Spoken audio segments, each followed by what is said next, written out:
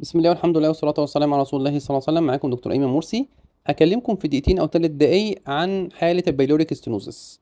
عاوز أعرفك إن أشهر سيناريو أنت بتشوفه بتلاقي طفل في الأسابيع الأولى من عمره، عادة من 3 ل5 أسابيع، ده البيك بتاعنا، اللي هو بتلاقي فيه طفل عنده بروجكتايل فوميتنج، عنده ترجيع اندفاعي مستمر. الحالة دي لازم أول حاجة تفكر فيها البيلوريك ستينوزس إلى أن يثبت العكس.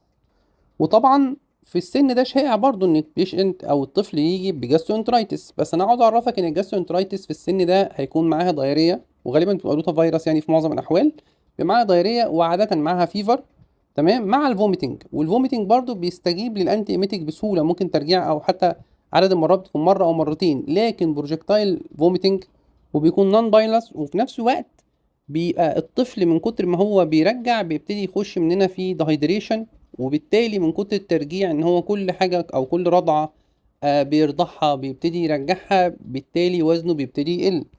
وعاوز اعرفك ان للاسف السيناريو مش ساعات بيبدأ كده في الاول بالدرجة دي، بحيث يبقى سهل اكتشافه. عادة ممكن اول وتاني اسبوع من عمر الطفل بيكون عنده ترجيع زيادة شوية او جرد زي ما بيقولوا، ممكن مرة يرجع ومرة تانية ما يرجعش، فبنعامله ان هو جرد.